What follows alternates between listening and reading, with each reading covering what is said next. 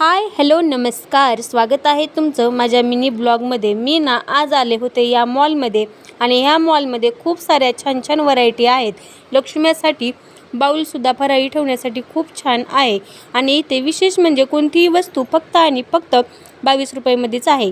आणि मी आज जाणार होते बसने आणि बसचं आणि माझं काय वाकडं आहे मला माहीत नाही, कारण जेव्हाही मी बसने येणार असते तेव्हा 100% बस ही लेट झालेलीच असते।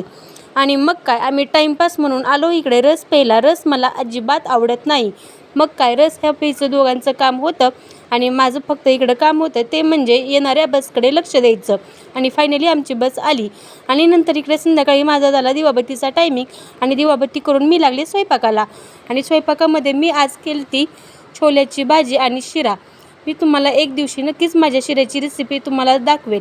आणि त्रिशाच्या पप्पांनी मला आज चपात्यासुद्धा करायला सांगितल्या होत्या। खरं तर मी संध्याकाळी भाकरीच करते, कारण भाकरी आम्हाला जास्त आवडते। छोल्याच्या भाजीवर चपात्या छान लागतात म्हणून मी चपात्या केल्या।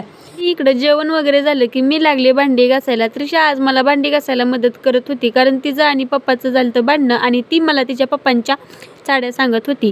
खरं सांगू का, तिचं आणि तिच्या पप्पांचं अजिबात जमत नाही। तुझं माझं जमेना आणि तुझ्या वाचून करमेना, ह्या दोघांचं असं आहे। मी फक्त तिचं ऐकूनच घेत होते, कारण मी त्या दोघांच्या मध्ये पडत नाही, कारण ते नंतर बापलेक एक होतात आणि मी एकटी पडते। मी तुम्हाला आज माझ्या रुटीन बरोबर आमच्या घरातील मांजरीचं रुटीन सुद्धा शेअर करते, नक्की बघा। जी एक मज्जा दाखवते, ती आतापर्यंत दूध पिण्यासाठी माझ्या पाठीमागे लागत होती।